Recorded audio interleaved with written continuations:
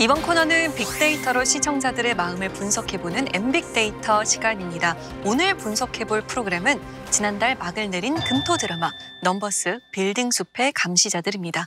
전민기 위원이 준비하셨죠? 네. 넘버스 빌딩숲의 감시자들은 고졸 출신 회계사 장호우가 거대 회계법인의 부조리에 맞서 정의를 실현해가는 휴먼 오피스 활극인데요. 국내 최고, 국내 최강, 테일 회계법인의 일원이 되신 것을 진심으로 환영합니다. 야 장호 그놈 말이에요. 저 이상한 놈 아니고 회계사예요. 회계사. 원래 유명하게 했지 한승조 회계사. 지도 잘 나고 집도 잘 났는데. 그래도 싸가지가 없나? 회계사는 숫자만 보니까. 그놈의 숫자. 아직도 숫자가 진리고 모든 걸 대변한다고 생각해요? 너 내 팀으로 들어와.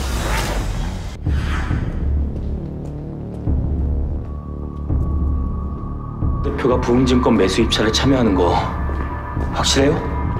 확실하다니까. 지금 뭐 하는 겁니까? 한정현 부대표가 수감되어 있을 때 해외은행을 국내에 진출시키기 위해 세팅했던 작업들과 앞으로 진행 예정인 작업들입니다. 일단 먼저 받으세요. 이럴 시간이 없습니다. 자금 조달 계획서? 모아놨던 자료들도 전부 사라지고. 차명 계좌에 있는 돈도 한 푼도 못 쓰게 됐네요. 호우와 승조의 완벽한 팀플레이로 통쾌한 복수의 피날레를 장식하며 12부작의 여정을 마무리했습니다. 가진 것은 없지만 상식과 근성 하나로 끝내 역전승을 거두는 주인공을 통해 열심히 살아가는 이 시대 청년들에게 위로를 전한 작품이었죠. 마지막까지 함께한 시청자들 반응 어떻습니까? 네. 넘버스의 전체 언급량은 총 13만 8,338건이었고요. 많이 검색된 감성어를 확인해보면요. 부정 감성어로는 위기, 절망적, 분노 등 거대 회계법인의 부조리에 대한 감상이 부정 감성으로 드러났고요. 긍정 감성어로는 응원, 활약, 열정, 흥미진진하다 등 거대 악에 맞서는 회계사들의 고군분투에 대한 기대감이 70%가 넘는 비율로 검색됐습니다. 위원들은 넘버스의 마지막 회를 어떻게 보셨을지 궁금합니다. 감성어 데이터를 바탕으로 이야기 나눠볼까요? 저도 이제 감성어 중에 절망적 분노 그리고 걱정이라는 부정 감성어가 먼저 눈에 띄더라고요. 마지막 장면에서 이 작품의 악역인 한재균이 다시금 힘을 모으면서 뭔가 재기를 예고하는 모습으로 마무리가 됐거든요. 물론 이제 두 주인공이 우리가 막아보자 이러면서 끝이 나긴 했지만 이 엔딩이 뭔가 굉장히 좀 현실적이기 때문에 시청자들이 이런 부정 감성어를 표현한 게 아닌가 싶어요. 그러니까 이 작품에서 가장 흥미로운 점은 우리 시대를 지배하는 어떤 자본 권력이 치밀한 설계를 통해서 법망을 피해가면서 자신들의 이익을 극대화하고 그 과정에서 공익을 저해하고 만약에 법적으로 처벌을 한다면 그 처벌마저 어떻게 피해가는지 회계법인이라는 소재를 통해서 더 구체적으로 그 과정을 보여줄 수 있었거든요. 계획보다 형량이 길게 나오긴 했지만 항소를 안 하시는 것으로 처리했습니다. 항소 도중 형 집행정지나 특별 사면이 떨어지면 여러 가지로 날짜 맞추기가 곤란해져서 재벌들도 안 하는 추세라. 그 대사를 보면은 정말 이런 권력층들의 처벌에도 트렌드가 있구나 이런 거를 느낄 만큼 시청자들이 굉장히 좀 거기에서 어떤 무력감과 절망을 느끼지 않았을까라는 생각이 들거든요. 부정 감성어에 그러니까 이 작품이 이야기하고자 하는 어떤 현실의 부조리 이런 것들이 잘 나타나는 것 같습니다. 결국은 이 얘기는 회계사가 어떤 마음을 먹느냐에 따라서 굉장히 국가 경제에 해악을 끼칠 수도 있고 정반대로는 이제 그런 걸 막을 수도 있다는 걸 보여준 작품이라고 볼 수 있는데 다만 이제 한재균이 다시 무너지지 않고 살아 돌아와서 한지균 부대표 리치사 설립한다는 얘기 들으셨어요? 방금 들었어. 다분히 다음을 약간 기대하면서 아주 현실적인 부분들을 좀 강조해놨다 이렇게 볼 수 있을 것 같아요. 그래서 아무리 이렇게 좀 노력해도 실제 현실은 그렇게 변하기가 쉽지 않구나라는 것들을 좀 많이 보여주면서 부정 감성 언어에 나왔던 이런 절망감이라든가 분노 또 뭐 걱정 이런 부분들이 좀 많이 들게 하지 않았나는 생각이 좀 들었고요. 해피엔딩 끝에 남겨진 뭔가 씁쓸한 현실 이런 거를 좀 여운으로 남긴 그런 엔딩이 아니었나 싶습니다. 마지막 회는 좀 약간 아쉽게 느껴진 측면이 있었습니다. 많은 분들이 주목한 부정 감성어가 걱정인데요. 사실 11화 엔딩에 한재균이 어떤 자신의 일에 대한 책임을 지면서 감옥으로 가면서 통쾌한 결말로 간다는 느낌도 있었지만 이미 11화에서 그런 장면이 나왔기 때문에 12화에서는 반격을 하겠구나 라는 걱정이 이미 들었어요. 그래서 아니나 다를까 한재균이 사면을 받아서 교도소에서 나오면서 이제까지 호우와 승조가 열정을 다해서 추구했던 복수와 경제정의가 무너지는 게 아닌가, 거기서 약간 절망적인 분위기가 있었던 것 같아요. 회계 부정이나 시장 조작 같은 것은 한두 명의 똑똑한 사람의 힘으로 해결할 수 있는 것이 아니잖아요. 꾸준한 노력으로 전체 시장을 개혁해야만 이룰 수 있는 일이기 때문에 이런 부분에 대한 어떤 우리의 현실 인식이 드라마 속의 위기로 나타나면서 이것이 어떤 현실이다라는 현실의식을 날카롭게 보여준 측면은 있었다는 생각이 들었습니다. 하지만 전체적으로 이렇게 어려운 정보를 다루는 드라마다 보니까 어떤 사건 해결이 행동으로 이루어지는 것보다는 대사로 이루어진 경우가 많았어요. 마지막에 한재균의 음모를 저지하는 과정에서도 갑자기 나타난 다른 회계사가 심영우 의사의 죽음으로 시작하게 된 일입니다. 그래서 한지금 부대표 옆에 사실은 알고 보니 이런 계획을 짜고 있었어. 이렇게 말로 해결된 부분이 있었거든요. 마지막에는 조금 더 통쾌한 그런 결말을 원했는데 마지막까지도 이런 흐름이 좀 이어져서 그 점은 아쉬웠습니다. 자, 그럼 또 다른 데이터를 통해 넘버스 빌딩숲의 감시자들에 대한 시청자의 목소리 분석해볼까요? 넘버스 연관 검색어 준비해봤습니다. 드라마, 오피스, 신세계, 회계사, 브로맨스, 회계법인, 두뇌 싸움, 감시자들, 부조리, 본방사수 등의 키워드를 확인할 수 있습니다. 네, 다양한 키워드들이 떠올랐는데요. 그중에서도 신세계라는 단어가 가장 먼저 눈에 들어옵니다. 무엇과 관련된 키워드인가요?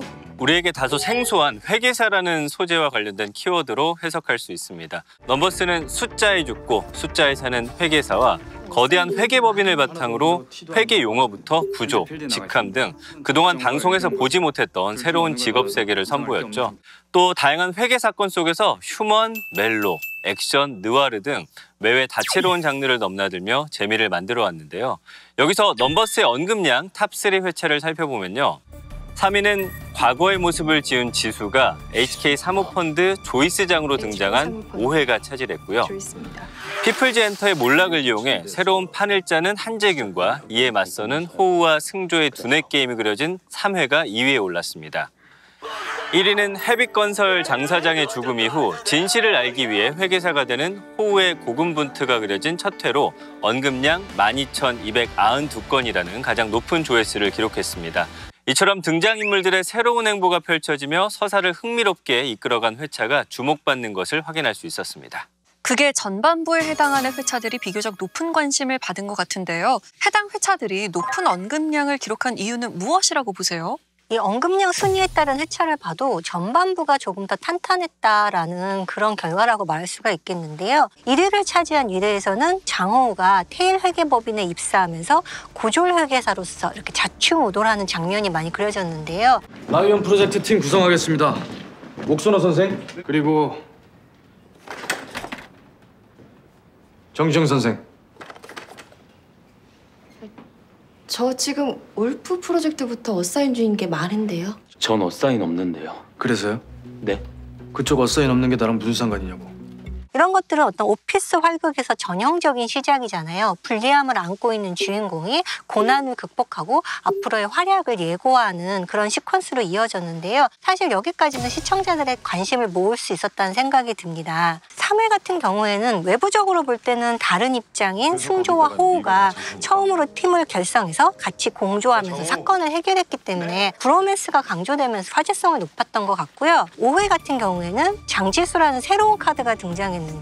어떤 면에서는 가장 의외성이 있었던 회차라는 생각이 들었습니다. 장지수는 승조에게는 전 애인이고 호우에게는 누나와 같은 존재인데요. 이제는 승조와 호우에 대항하는 HK 사모펀드의 조이스장이 돼서 돌아왔잖아요. 그렇기 때문에 두 사람과 대립각을 세우게 되는데 사실 이 대립각이 언제까지나 이렇게 반대 입장이 아니라 나중에는 화해하고 새로운 관계를 만들어 나갈 것이다. 이런 모습을 보여주기 때문에 이런 반전 구조에서 궁금증을 유발했다. 그래서 이런 전반부의 회차들이 시청자들의 관심을 모으지 않았나라는 생각입니다. 이 드라마가 장르적 문법을 어떻게 다르게 각자 사용을 했는지 거기에 좀 주목을 해보면 1위 같은 경우에는 이제 물론 이 드라마가 어떤 회계 법인을 배경으로 한 이야기라는 굉장히 좀 독특한 소재를 내세웠지만 사실 첫 회에 전개된 이야기는 시청자들에게 굉장히 익숙한 장르적인 문법으로 전개가 됐어요. 복수의 동기가 있었죠. 그래서 앞으로 누구에게 이 복수를 하기 위해서 내가 어떤 적을 찾아가야 되는가 이런 방향성 같은 것들이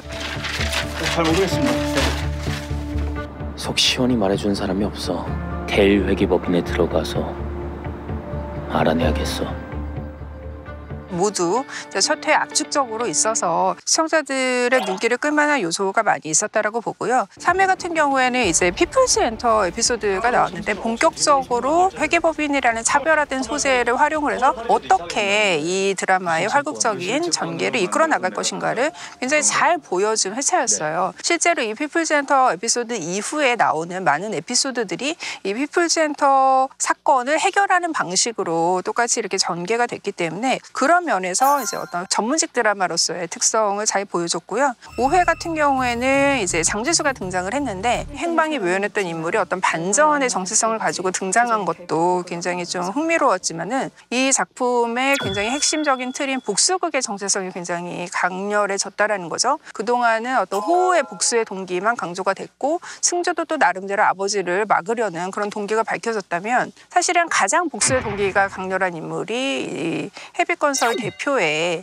그 딸인 장지수이기 때문에 장지수가 등장함으로써 얼마나 복수심이 강렬하면 저렇게 본인의 정체성까지 뒤바꿨을까라는 시청자들의 흥미를 불러일으키면서 어떤 복수극에 대한 흥미도 일으킨 회차였다고 봅니다. 다음으로 분석해볼 키워드는 두뇌 싸움인데요. 주인공들이 똑똑한 회계사들이었던 만큼 타이틀 빌딩숲의 감시자들과 잘 어울리는 단어인 것 같아요. 넘버스는 매회 상대의 허를 찌르는 두뇌 싸움으로 짜릿한 카타르시스를 선사해 왔는데요. 거대 권력을 상대로 링 위에 오른 주인공이 통쾌한 역전승을 거둘 수 있을지 스토리를 지켜보는 재미가 쏠쏠했습니다. 여기서 넘버스 온라인 조회수 탑3 클립을 살펴보면요. 상하그룹의 케이크빈 매각딜 속 조이스장의 큰 그림이 그려진 6회 요약본이 3위를 차지했고요. 상하그룹 형제의 난, 그리고 HK 사모펀드의 실질적 운영자의 정체가 밝혀진 7회 요약본이 2위에 올랐습니다.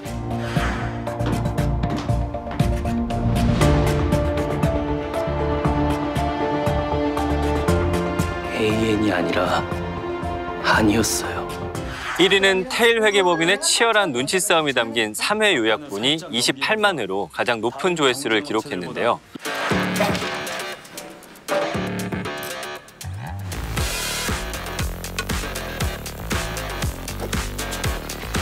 상하그룹 지주회사 901억, SA 인베스트먼트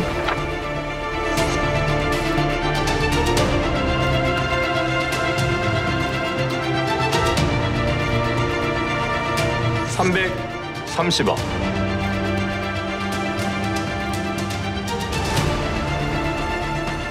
여기서 눈여겨볼 부분은 두뇌 플레이가 박진감 넘치게 그려진 회차가 큰 관심을 모았다는 것입니다. 매회 라스트 게임을 예고하는 듯한 쫄깃한 전개로 기대감을 높였는데요. 그렇다면 위원들이 인상 깊게 본 넘버스 최고의 명장면은 어떤 순간이었는지 궁금합니다. 저는 5회에 나왔던 이 소마테크라는 이 회사를 살려내는 그 과정이 굉장히 흥미롭게 저는 봤거든요. 특허를 팔아서 기업을 위기로부터 벗어나게 한다. 이런 부분들이 좀 새롭게 느껴졌어요. 팔았어요. 소마테크 특허. 우리나라 기술이 외국으로, 그것도 작당 모의로 헐값에 팔려가는 건 국가적 손실이고 망신이니까요. 그런 걸 특허청이 가만두고 볼 리가 없죠. 특허청. 세일 앤 리스펙. 보통은 부동산을 팔면서 그걸 다시 임대에 쓰는 걸 말하지만 소마테크 경우엔 땅이 아니라 특허라는 게 다르긴 하죠. 그런 것들을 통해서 회계사가 거기서 어떤 역할을 할 수 있는가 하는 부분들, 이런 것들을 이 회차가 잘 보여준 거라고 생각해요. 특히 이 과정에서 보면 이 두 사람의 공조에 의해서 이걸 이기는 방식으로 보여줬다는 측면에서 이 회차의 이 내용이 굉장히 인상 깊게 다가왔습니다. 저는 7회에서 이제 호우가 운임비 영수증 누락을 발견해서 가짜 재고를 잡아내는 장면이 인상적이었어요. 그 은행에서 동산담보대출을 받으려고 업자들이 짜고서 중복 담보를 받는 그런 관행이 있는데 이 비밀을 은폐하기 위해서 재고가 다른 창고에 있다, 옮겼다라고 변명을 했는데 어디 보자. 이만큼을 딴 창고로 옮기셨다. 이 정도 양이면 탑재 10대는 불렀겠는데. 운임비 영수 중이요. 아, 그게 제가 잘못했습니다. 결국에는 이제 관계자가 재고를 좀 조작했다라는 사실을 인정을 하게 만들었거든요. 이게 사실은 서류상으로는 잘 잡히지 않는 사람들의 노동이 결국 얼마나 중요한가를 굉장히 잘 알려주는 대목이라고 생각을 했어요. 그래서 회계사가 단지 어떤 숫자만 보는 그런 직업이 아니라 그 뒤에 사람을 봐야 되는 직업이라는 걸 굉장히 잘 보여주는 장면이었고, 호호라는 캐릭터가 그렇기 때문에 어떤 회계사의 윤리를 굉장히 잘 보여주는 인물이 아니었나가 이 장면을 통해서 또 잘 드러난 것 같습니다. 저는 이제 마지막 화인 12화에 호우가 부모님의 무덤에 갔다가 돌아올 때 이렇게 머릿속으로 펼쳐지는 회상 장면이 인상적이었는데요. 이 장면에서 나오는 나레이션이 이 작품의 주제의식을 요약한다는 생각이 들었습니다. 캄캄한 어둠 속에서 혼자 달려나왔고 한 줄기 빛만 보고 끝없이 달렸다. 나는 가족이 생겼고 이 사람들 덕분에 길은 어디로든 열리고 있었다. 호우가 처음에는 복수라는 감정으로 이렇게 달려왔지만 중요한 건 복수가 아니라 가족처럼 받아주고 기회를 주고 지지해준 사람들 덕분에 길이 더 넓어졌다고 느끼게 된 거죠. 그래서 지금 여기서 어떤 한재균을 완전히 처단하는 그런 복수는 못할지 모르지만 꾸준히 노력하고 열정을 보이고 어떤 회계 정의를 향해 나아가다 보면은 다른 사람들과 함께 정의를 구축할 수 있지 않을까. 각오와 의지가 돋보이는 장면이라고 생각해서 어떤 마지막 회의 전개를 납득시키는 장면이라는 생각은 했습니다. 다음 키워드로 넘어가 볼까요? 브로맨스입니다. 이건 무엇과 연관된 단어인가요? 드라마를 이끌었던 주인공 장호우와 한승조의 케미스트리와 관련된 키워드입니다. 극중 두 사람은 테일 회계법인을 철저하게 이용해 비리를 저질러 온 한재균의 악행을 밝혀내기 위해 공조를 시작했는데요. 회를 거듭할수록 같은 목표를 위해 손을 맞잡은 호우와 승조의 브로맨스가 짙어지며 특별한 재미를 선사했습니다. 여기서 인물 검색어 순위를 살펴보면요. 테일 회계법인에 입사한 최초 고졸 출신의 회계사 장호우를 연기한 김명수 배우와 한재균 부대표의 외아들이지만 아버지와 맞서는 한승조를 연기한 최진혁 배우가 사이좋게 1, 2위를 차지했고요. 뒤이어 호우, 승조와 대립각을 세우는 빌런 한재균 역의 최민수 배우가 3위에 올랐고요. 4위는 한재균을 향한 복수를 꿈꾸는 또 다른 인물이죠. 조이스 장을 연기한 김유리 배우가 이름을 올렸습니다. 등장인물들이 골고루 순위권에 오른 걸로 보아 호우와 승조의 남다른 브로맨스 호흡과 더불어 다채로운 관계성이 관심을 받았음을 알 수 있었습니다. 브로맨스뿐만 아니라 남녀 로맨스, 악연 등 다양한 인물 관계가 서사를 흥미진진하게 이끌어갔다는 느낌이 드는데요. 그만큼 인상적인 호흡을 보여준 캐릭터 조합도 많았을 것 같아요. 그걸 이끌어가는 주인공 이 장호우, 그다음에 한승조 호흡, 이게 가장 인상적으로 보였거든요. 처음에는 약간 둘이 대립하는 느낌으로 등장을 하잖아요. 그래서 둘이 싸우겠구나 끝까지. 이 최종 빌런은 아닐까 뭐 이런 생각까지도 했는데 알고 보면 이제 한승조 역시 상처를 받은 인물이고, 그래서 한승조가 장호우를 테일 회계법인으로 끌어들인 이 장본인이라는 게 일찍부터 밝혀지면서 두 사람 사이에 뭔가 브로맨스도 생기고 한재균이라는 이 공동의 적을 두고서 이제 힘을 발휘하는 그런 모습들을 이제 보이기 시작하는 거죠. 두 사람 관계가 좀 흥미로운 거는 가족적인 차원들, 그러니까 사적인 차원으로 보면 원수지간이라고도 할 수 있는 상황이거든요. 근데 두 사람이 공조를 해서 그 정의를 이룩하는 어떤 과정들을 보여준다는 거는 회계라는 부분들이 상당히 공적인 정의에 대한 부분들과 이렇게 연관돼 있다는 거를 두 사람 공조를 통해서도 보여주고 있다 이렇게 보입니다.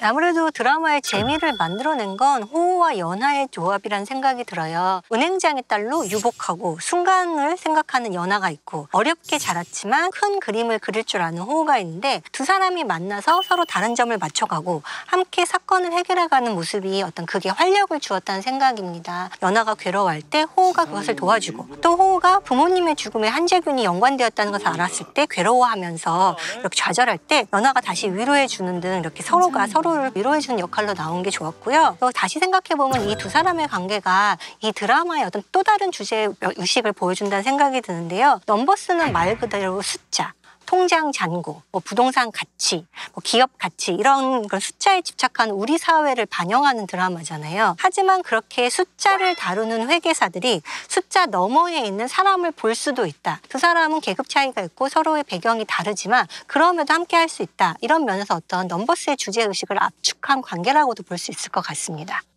회계사와 회계법인이라는 새로운 소재를 드라마 장르 안에 녹여낸 넘버스 빌딩숲의 감시자들. 낯선 세계지만 그 안에서 다채로운 이야기를 친숙하게 풀어내기 위해 노력한 만큼 시청률 면에서도 큰 호응이 있었는지 궁금합니다. 넘버스는 가구 시청률 4.4%로 출발하며 순항을 알렸지만 4회부터는 3%대로 하락하게 되는데요. 다음 회부터는 반등을 꾀하는 듯 했지만 결국 치고 나가지 못하고 2.2%라는 안타까운 수치로 막을 내렸습니다. 동시간대 방영된 SBS 금토 드라마 악귀와 JTBC 킹더랜드가 선전 중이었던 만큼 시청률 경쟁에서 쉽지 않았던 것으로 평가됩니다. 시청률 추이 그래프를 통해서 주목할 만한 점이 있을까요? 이 작품이 차별화된 소재로 굉장히 좀 신선한 인상을 주었지만은 그 차별화가 강하다 못해서 너무나 좀 어려운 전문직의 세계가 있었어요. 거기에서 오는 어떤 진입장벽 때문에 사실은 새로운 시청층이 이렇게 유입하기 쉬운 작품이 아니었죠. 그리고 사건 해결의 패턴이 좀 뻔해졌어요. 모든 악의 배후에는 한재균이 있고 한재균과 상하그룹과 지산은행의 연결고리로 일어나는 그런 배후 사건들이 굉장히 많았고 이런 전개가 뻔해지면서 기존 시청층도 끝까지 내가 이렇게 매주 본방사수해야겠다라는 어떤 필요성은 점점 좀 약해진 게 아닌가라는 생각이 들고요. 그럼에도 불구하고 이렇게 전반적으로 어떤 완성도가 그렇게 떨어지는 드라마는 아니었거든요. 소재가 일단 독특했고 그것을 뒷받침하는 취재도 되게 잘 돼 있고요. 또 캐릭터가 굉장히 좀 매력적이고 주제의식도 시의성이 있었기 때문에 같은 틀을 이용해서 좀 시즌2에서는 조금 더 발전된 이야기로 나오면 기대할 만한 작품이 되지 않을까 생각을 했습니다. 저도 김서영 의원하고 동의하는 부분이 상당히 있는데요. 회계라는 소재 자체가 지금까지 드라마에서 그렇게 많이 안 다뤄진 소재이기 때문에 굉장히 참신하긴 했습니다. 하지만 그럼에도 불구하고 시청자들한테는 너무 낯설었다. 상당히 많은 자막들이 들어가면서 전문 용어들에 대한 그 설명들이나 이런 것 끊임없이 많이 넣어줬거든요. 근데 그런 것들도 이제 보기가 쉽지가 않은 거죠. 그리고 여성 캐릭터 활용이 전반적으로 좀 아쉽게 좀 많이 느껴졌어요. 진연아라는 캐릭터가 이 장호를 돕는 계속 같이 움직이기 때문에 상당히 많은 시너지를 낼 수 있는 캐릭터였음에도 불구하고 전반적으로 멜로 차원에서 많이 그려졌다는 측면. 장지수라는 인물도 굉장히 처음에 등장 자체는 분명하게 뭔가 딱 주체성 있게 보이는 면이 있었는데 뒤로 가면서는 이 한승조와 멜로 쪽으로 상당히 많이 기울어 버리더라고요. 그래서 그런 부분들도 좀 아쉬움이 많이 남았습니다. 여기 나오는 많은 사건의 해결은 전문적인 회계 지식이 없는 일반인으로서는 예상할 수가 없거든요. 우리가 앞으로 전개는 어떻게 될까라고 구상해야 되는 측면이 있고 혹은 해결 방식이 나왔을 때 저랬구나라고 이해해야 되는데 일반인으로서는 이걸 봤을 때 직관적으로 약간 이해가 되지가 않았어요. 거기에 더해서 극적인 요소를 넣었는데 이 점은 너무 비현실적으로 보이는 측면이 있었어요. 회계사인 심영우에게 살인교사를 하고 창고에서 격투를 하고 막 폭발을 하고 이런 장면들이 나왔는데 회계사가 이렇게까지 몸을 써야 하는 직업인가라고 생각할 정도로 너무 이렇게 활극적 요소를 극단화시키니까 약간 리얼리티라는 차원에서 불균형이 좀 있었던 것 같아요. 그럼에도 이제 이 작품이 이렇게 어려운 면이 있지만 전문직 세계를 그리기 위한 어떤 기획 의도를 끝까지 관철시킨 면은 있었다는 생각이 들어요. 그래서 앞으로는 어떤 극적인 요소를 조금 더 강화한다면 이런 전문직 드라마를 만들더라도 조금 더 시청자들한테 호소할 수 있는 그런 드라마가 되지 않을까라는 생각입니다. 앞서 나온 날카로운 이야기를 귀담아 시청자들의 공감과 이해를 쉽게 이끌어내는 흥미로운 전문직 드라마를 많이 만나볼 수 있기를 기대하겠습니다. 자성의 소리와 리얼한 비평을 가감없이 전하는 리얼 비평 탐나는 TV. 날카로운 시청자들의 목소리를 담아 다음 주에 다시 돌아오겠습니다. 고맙습니다.